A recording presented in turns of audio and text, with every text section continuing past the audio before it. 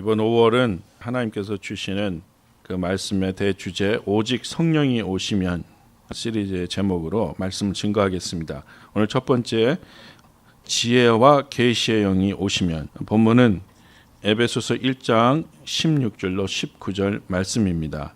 내가 기도할 때 기억하며 너희로 말미암아 감사하기를 그치지 아니하고 우리 주 예수 그리스도의 하나님 영광의 아버지께서 지혜와 계시의 영을 너희에게 주사 하나님을 알게 하시고 너희 마음의 눈을 밝히사 그의 부르심의 소망이 무엇이며 성도 안에서 그 기업의 영광의 풍성함이 무엇이며 그의 힘의 위력으로 역사하심을 따라 믿는 우리에게 베푸신 능력의 지극히 크심이 어떠한 것을 너희로 알게 하시기를 구하노라.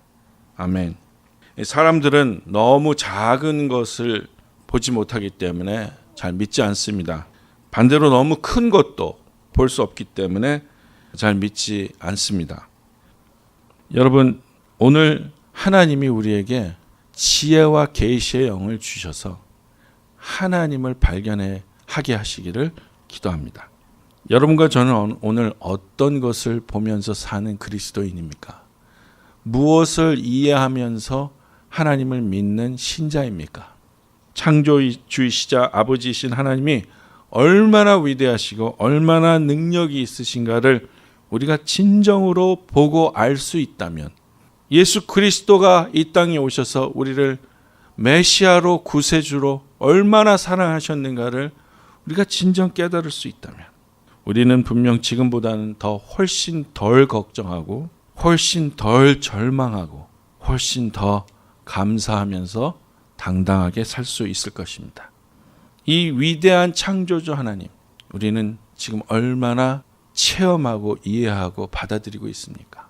마태복음 22장 29절에 예수께서 대답하여 이르시되 너희가 성경도 하나님의 능력도 알지 못하는 거로 오해하였도다. You don't understand because you don't know what the scriptures say and you don't know about the power of God. 이 오해하다는 말이요, 플라나오라는 말인데요. Don't understand, don't know라는 말인데, 이건 엄격히 헬라어를 연구하다 보면 이런 얘기입니다. 진리와 멀어지게 만드는 것, 하나님의 어떤 진리를 오해해서 인생에 에러가 나게 만드는 것. 인간은 하나님의 말씀과 하나님이 말씀하신 능력을 정확하게 이해하지 못하면 삶에 에러가 난다는 거예요. 삶에 문제가 생긴다는 거예요. 오해하는 일이 생긴다는 거예요. 그래서 우리가 하나님을 어떻게 알고 있는가, 우리가 하나님의 말씀을 어떻게 이해하고 받아들이는가가 굉장히 우리 인생에 중요하다는 거예요. 미생물을 눈으로 볼 수 있는 이유는 현미경 때문이고요. 머나먼 우주에 있는 별들의 모습을 관찰할 수 있는 이유는 광학 망원경 때문입니다. 그렇다면 창조주 하나님의 능력과 살아계신 하나님의 말씀이 우리 인생에, 이 지금 살아있는 내 인생에 어떻게 역사하시는지를 이해하고 받아들이려면 바로 지혜와 계시의 영이 오셔야 된다는 거예요. 어떤 때는 너무 세밀하게 오시는 것이 하나님의 능력이에요. 어떤 때는 너무 광대하셔서 우리가 차마 체험하고 받아들이지 못하게 오시는 것이 하나님의 능력이에요. 그리고 어떤 때는 너무 깊으셔서, 정말 너무 깊으셔서 이해할 수 없을 정도의 깊이로 오시는 것이 하나님의 능력입니다. 그게 하나님의 말씀이에요. 그래서 그 하나님의 말씀 안에, 하나님의 은혜 안에는 그 능력이 있는데, strength, power, ability, dynamics란 말이죠. 다이너마이트가 여기서 나온 거예요.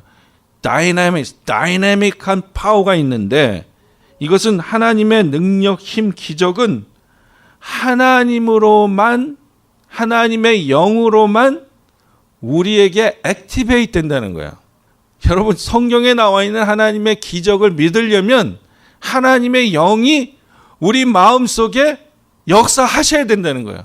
하나님의 영이 우리 안에서 움직이셔야 된다는 거예요. 살아계셔야 된다는 거예요.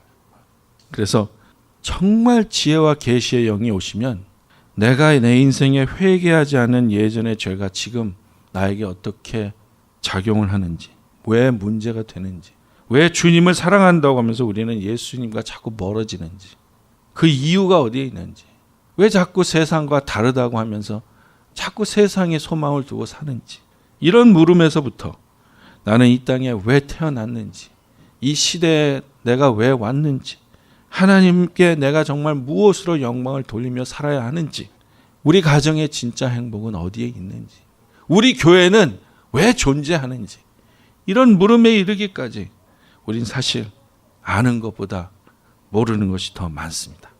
너무 모르는 것이 중요한 것을 모르기 때문에 모른다는 것을 인정하지 않으려고 그래요. 왜냐하면 너무 중요한 걸 모르기 때문에. 제가 1984년 3월 21일에 무슨 일이 일어났는지 아세요? 그러면 너무나 당연하게 전 잘 몰라요. 그런 거 다 알아야 되나요? 그런데 왜 당신이 이 교회 다닙니까? 모른다고 말할 수 없어요. 왜? 너무 중요하기 때문에. 왜 당신이 아무교회 아버지입니까? 왜 당신이 아무교회 장로입니까? 왜 당신이 목사입니까? 이런 질문은 참으로 대답하기 어려워요. 너무 중요하기 때문에. 그래서 사실은 이런 중요한 문제들, 퀘스천에 우리는 너무 그동안 오랫동안 대면대면하게 살아왔어요. 당장 지금 그 결과가 나타나지 않는다고, 지금 당장 그 피해가 우리 눈에 보이지 않는다고 그렇게 생각하면서 우리 눈에 보이는 급한 일들을, 바쁜 일들을 먼저 해결하려는 시도를 계속 해온 거죠. 1931년 윌리엄 하인리라는 사람이 산업재해 예방을 위해서 하인리 법칙이라는 것을 발표했습니다. 이 사람은 보험회사의 손실통제부서에서 근무하고 있었는데요. 업무 성격상 수많은 사고 통계를 접했던 하인리는 산업재해 사례 분석을 해보니까 산업재해가 발생하여 사망자가 한 명이 나오려면 그 전에 같은 원인으로 발생한 아주 경상자가 29명, 그리고 같은 원인으로 부상을 당할 뻔했던 일들이 잠재적 부상자가 300명쯤 있었다는 사실을 알게 된 거죠. 그래서 하인리 법칙은 1대 29대 300의 법칙이라고 불리는데요. 이것은 사소한 사고로부터 어떤 경고를 우리에게 준다는 거예요. 사고 날 뻔했네. 이런 경고가 자꾸 쌓이면 실제로 조그마한 사고가 나고, 이 조그마한 사고가 자꾸 쌓이면 마지막엔 대형 사고가 난다는 거예요.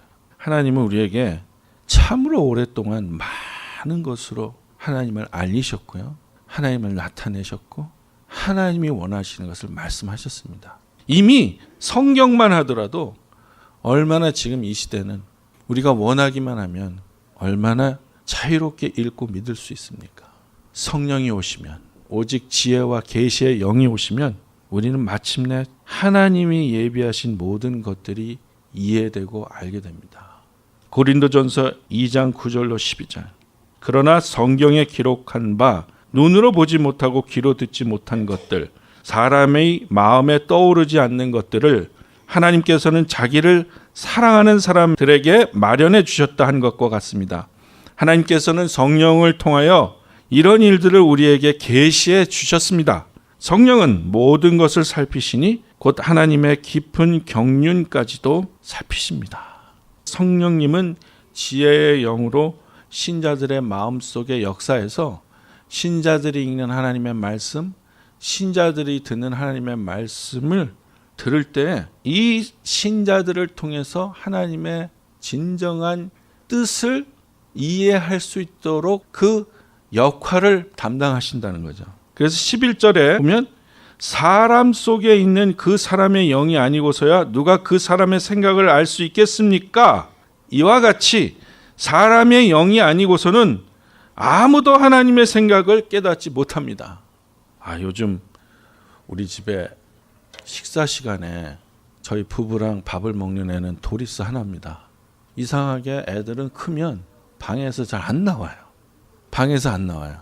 그러니 몇 번 얘기하다가 보면 괜찮아요. 안 먹어도 돼요. 또 들어가 보면 또 우리 아들은 주로 또 자고 있어요. 쟤들은 지금 무슨 생각을 하고 저렇게 하루 종일 방에 있을까? 우린 모르죠. 그가 아니기 때문에 몰라요. 왜 밥을 안 먹을까? 모릅니다. 몰라요. 왜? 내가 우리 아들이 아니잖아요. 몰라요. 그러니까 너무나 쉽게 지금 말씀하시는 거야. 네 아들도 네가 모르는데 하나님의 생각을 네가 어떻게 알겠니? 하나님이 영이 오셔야 네가 깨달을 수 있어. 이 말이에요. 하나님의 의도, 하나님의 계획하심, 하나님의 영으로 우리는 알 수 있다는 거죠. 그래서 12절에 우리는 세상의 영을 받은 것이 아니라 하나님에게서 오신 영을 받았습니다. 그것은 하나님께서 우리에게 은혜로 주신 선물들을 우리로 하여금 깨달아 알게 하시려는 것입니다.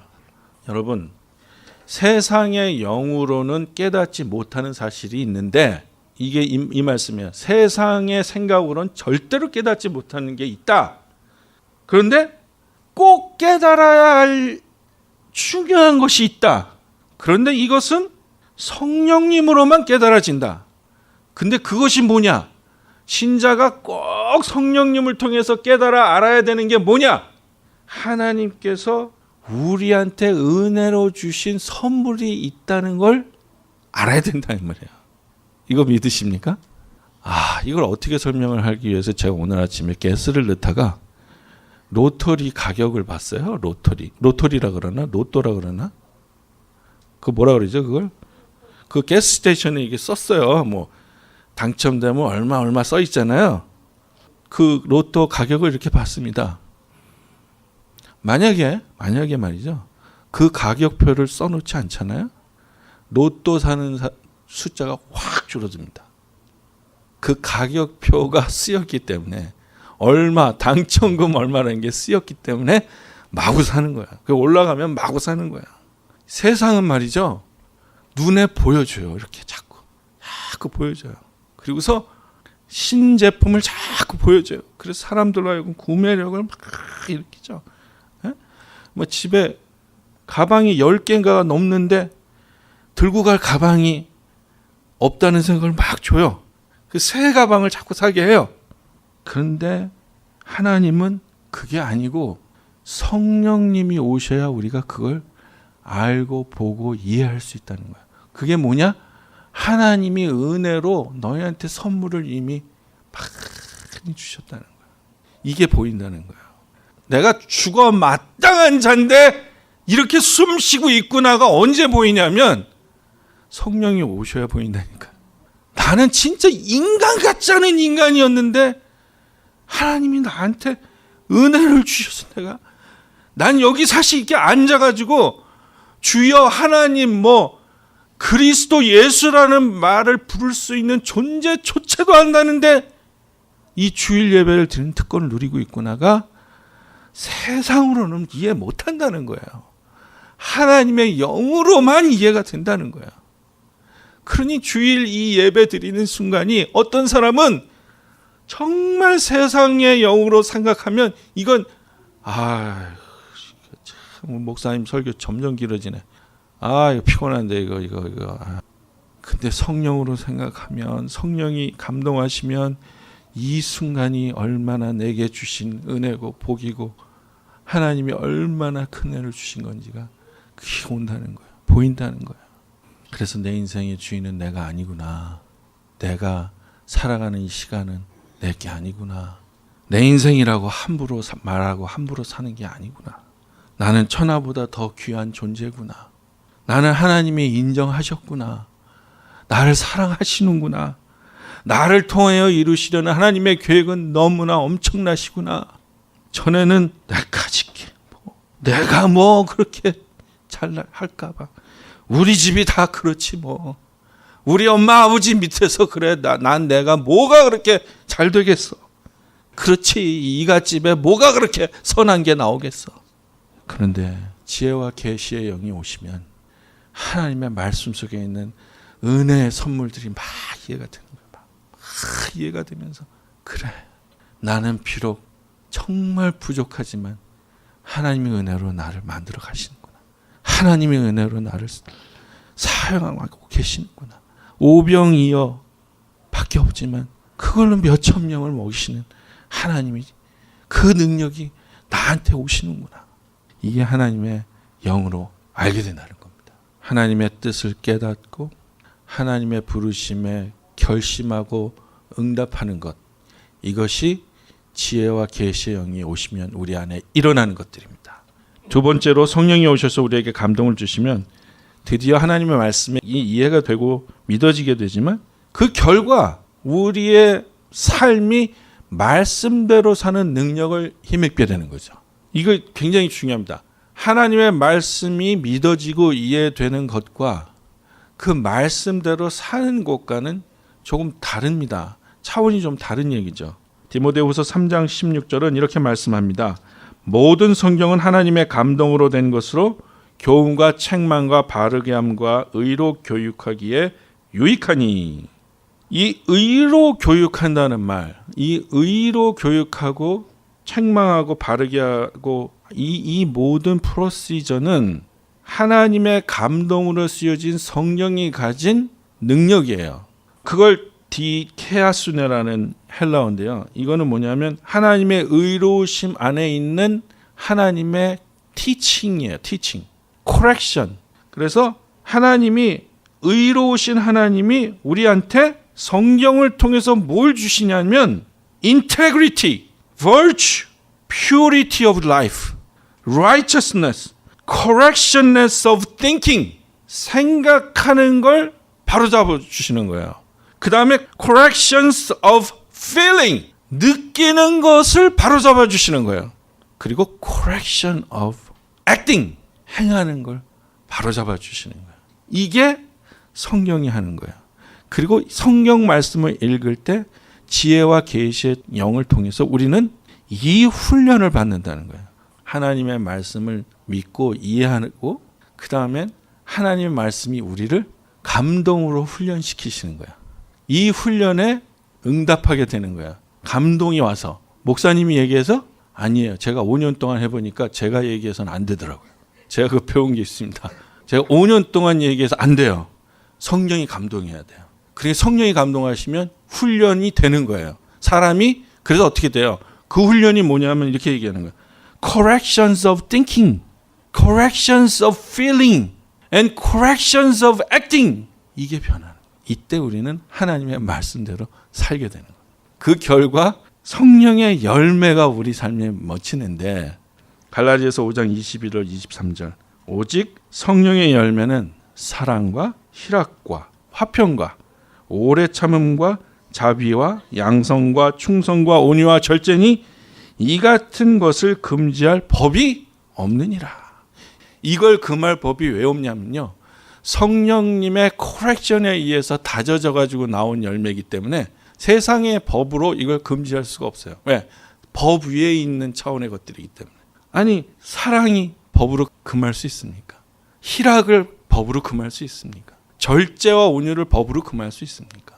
이건 다른 차원의 것이잖아요. 이게 성령의 열매로 우리 삶에 온다는 거예요. 이게 언제 오냐면 하나님의 감동으로 된 말씀으로 훈련돼야 돼요. 순종하는 훈련이 돼야 돼요. 그러니까 하나님의 영이 오셔서 말씀을 이해하고 받아들이게 하는 것과 하나님의 영이 오셔서 그 말씀대로 우리 삶을 코렉트하게 만드는 것이 합쳐져서 성령의 열매가 나타나는 거죠. 그러니까 내가 내 능력으로 쌓은 것들이 버려지는 거죠.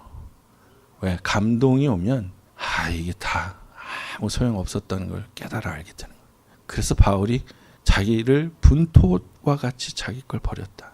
이게 감동이 온 거죠. 그래서 성령의 감동 안에서 성령의 능력 안에서 쌓은 성령의 열매는 우리 라이프에서 우리와 함께 세상 끝날까지 갈 수 있는 겁니다. 마지막으로 성령이 오시면 감동으로 말씀하시는 예언의 말씀을 듣고 그렇게 믿어지게 됩니다. 베드로후서 1장 21절 예언은 언제든지 사람의 뜻으로 낸 것이 아니요 오직 성령의 감동하심을 받은 사람들이 하나님께 받아 말한 것입니다. 우리가 하나님의 의로우신 가운데 있고 성령님의 지혜와 계시가 우리를 감동시키고 있으면 하나님의 말씀으로 경건한 훈련이 끝난 분들을 통해서 또 하나님의 또 말씀을 통해서 우리에게 예언의 말씀을 주십니다. 장로교의 창시자이기도 하고 종교개혁의 중요 부분을 담당한 요한 켈빈, 존 켈빈이라고 또 하는데요. 이 사람은 1509년에 태어나서 1564년에 이제 죽었는데 이후로부터 500년 전에 한 말이 있습니다. 그것이 교회의 탁월함은 교인의 수가 많고 적음에 있는 것이 아니라 교인들의 순결함에 있다. 이 말을 했어요. 교회가 이 시대에서 정말 뛰어나고 탁월하려면 많은 교인 수가 있는 게 아니고 그 교회에 나오는 사람들이 얼마나 순결하냐에 달려 있다. 이건 제 생각에는 그 당시의 말은 좀 아닌 것 같아요. 왜냐하면 그 당시에는 거의가 이 시대는 중세 시대는 교회 안 나오면 그 사람 대접 못 받는 시대이기 때문에 뭐 숫자를 많다 적다로 얘기하기는 참 그래요. 500년 전에 이미 예언의 말씀을 한 거죠. 하나님의 성령의 감동으로 요한 켈빈이 장로교를 만든 사람이 이렇게 얘기했어요. 그런데 이제 장로교의 창시자니까 사실은 장로교인들은 우리는 장로교가 아니지만 장로교인들은 굉장히 이거를 중요하게 생각하고 있다고 생각해요. 그러나 이 예언의 말씀이 우리 삶과 우리 교회에 이루어지는 것과 이 예언의 말씀을 듣는 것과는 다르다는 얘기죠. 아니면 이거 목사님은 지금 한 사람이라도 더 데리고 와야 되는데 뭐 그거 수가 작고 적음에 있는 게 아니고 순결함에 있다는 얘기를 왜 하시나 이렇게 받아들이는 사람과 우리 교회가 그리스도 안에서 의로운 교회로 탁월한 교회가 되려면 내가 순결해야 되는구나 로 받아들이는 것과는 다르다는 얘기죠. 근데 그 받아들여지는 게 성령으로만 그렇게 된다는 거예요. 성령으로만 예언의 말씀도 이해가 된다는 거예요. 그래서 지혜와 계시의 영이 오시면 우리는 이 말씀들을 들을 때 눈에 보이지 않는 지혜의 말씀을 먼저 생각하게 돼요. 그래서 고린도후서 4장 16절에 그러므로 우리가 낙심하지 아니하노니 우리의 겉사람은 낡아지나 우리의 속사람은 날로 새로워지도다. 우리가 잠시 받는 환난에 경한 것이 지극히 크고 영원한 영광의 중한 것을 우리에게 이루게 함이니 우리가 주목하는 것은 보이는 것이 아니요 보이지 않는 것이니 보이는 것은 잠깐이요 보이지 않는 것은 영원함이라. 그래서 눈에 보이는 것들, 눈에 띄는 값어치를 중요하게 생각하던 자세를 내려놓고 영원하고 눈에 보이지 않는 것들이 중요하다는 것을 발견하게 되는 것입니다. 우리가 왜 1040 윈도우 제너레이션을 위한 교회라고 부르짖습니까? 지금은 아이들의 모습이 잘 드러나지 않습니다. 지금은 젊은이들의 그 능력이 잘 드러나지 않습니다. 그러나 왜 우리는 지금 자꾸 이 아이들을 또 우리 젊은이들을 우리 자녀들에 대해서 기도하고 우리가 대화해야 한다고 믿습니까? 나중에 일어날 일들, 나중에 벌어질 일들의 귀중함을 깨달아 알았기 때문입니다. 고린도후서 5장 7절 이는 우리가 믿음으로 행하고 보는 것으로 행하지 아니함이로다. 지금 우리가 행하는 것은 믿음으로 하는 것입니다. 보이는 것으로 하는 것 아닙니다. 그리고 지혜와 계시의 영이 오시면 우리는 하나님의 선하신 목적에 따라 관심을 하나님의 나라를 위해서 먼저 두게 되는 거죠. 그래서 너무나 유명한 말씀 마태복음 6장 33절 그런즉 너희는 먼저 그의 나라와 그의 의를 구하라. 그리하면 이 모든 것을 너희에게 더하시리라. 그러니까 하나님 제게 돈을 많이 주시면 제가 헌금을 많이 하겠습니다라는 것은 순서가 잘못됐다는 거죠. 하나님 앞에 하나님의 나라와 영광을 먼저 구하면 하나님이 다 채우시겠다는 거죠. 이걸 구하지 말라는 뜻은 아니에요. 이걸 구하지만 먼저 구해야 될 게 있다는 거죠. 사도행전 1장 8절 오직 성령이 너에게 임하시면 권능을 받고 누가? 너희가. 누가 권능을 받아요? 너희가. 우리가 권능을 받는다는 거야. 그리고 예루살렘과 온 유대와 사마리아의 땅 끝까지 이르러 내 증인이 되리라 하시니라. 성령이 임하시면 우리가 권능을 받아요. 어떤 사람이 권능을 받는 게 아니고 우리가 권능을 받아요. 우리가 권능을 받습니다. 그래서 이걸 지혜와 계시의 영이 오셔서 말씀으로 알려주시면 이게 깨달아지는데 안 그러면 어떻게 되냐면 그냥 10년 동안 교회 다녀도 뭐 좀 전도해라 뭐 하다못해 뭐 기도해라 대표 기도해라 이런 얘기하면 초신자가 그건 당연하죠. 너무 부담스럽죠. 근데 막 10년 20년 다니는데 저는 부족해서 저는 제 문제도 너무 많고요. 제가 지금 그 상황이 아니에요. 제가 지금 목사님이 아시는 제가 아니에요. 목사님은 저를 잘 You don't know me. 우리 교회 왜 이렇게 숫자가 빨리빨리 안 늘죠? 목사님 우리 교회 좀 숫자가 더 많아야 되잖아요. 맞습니다. 근데 You don't know me. 이런 사람이 너무 많아요. 여러분 누가복음 15장에서 여러분이 이 두 아들 중에 누가 진짜 아버지의 사랑을 증거하고 있다고 생각합니다. 누가 진짜 아버지가 어떤 분이냐를 깨달아 알았다고 생각합니까? 누가 진짜 이 아버지가 돌아가신 후에 진짜 슬프게 울 아들이라고 생각합니까?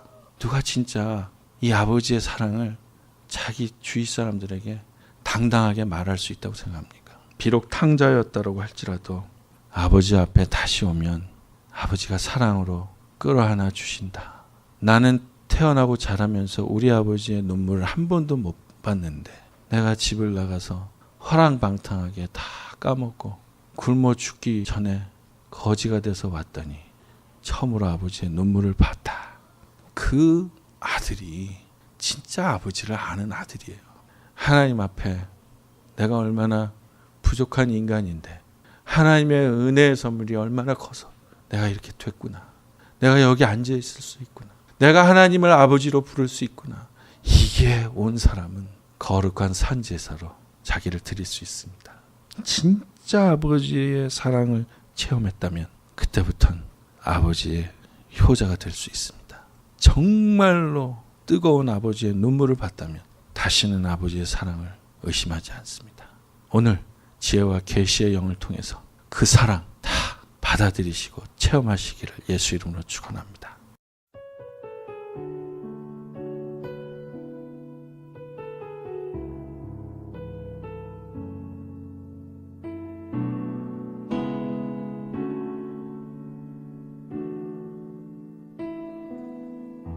전능하신 나의 주 하나님은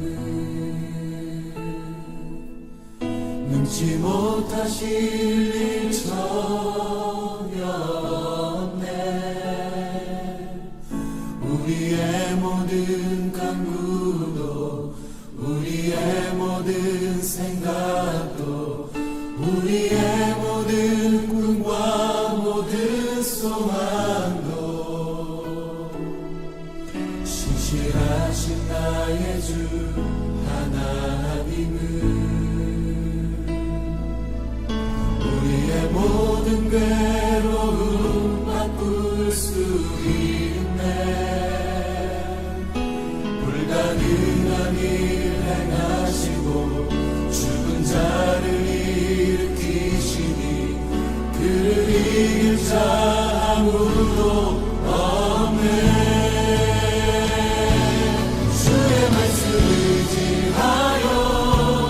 깊은 곳에 금을 던져 오늘 그가 놀라운 일을 이루시는 것 보라.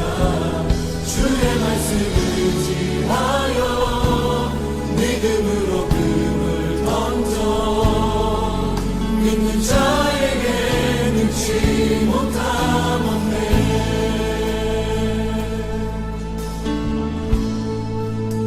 전능하신 나의 주 전능하신 나의 주 하나님은 능치 못하실 일 전혀 없네.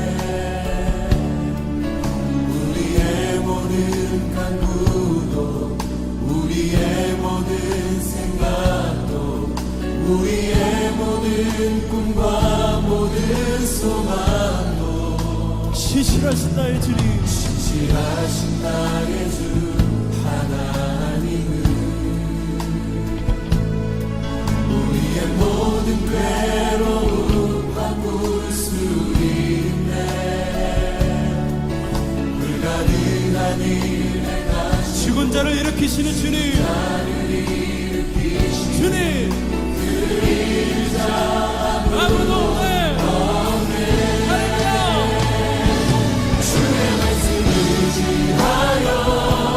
깊은 곳에 금을 던져 오늘 그가 놀라운 일을 이루시는 것 보라.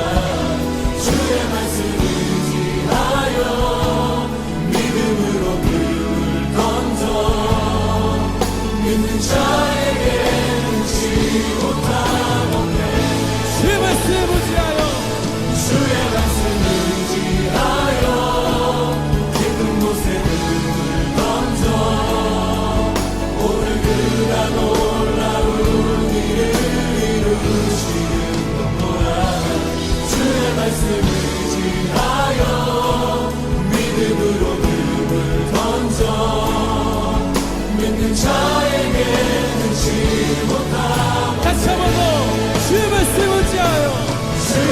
말씀을 지하여 깊은 곳에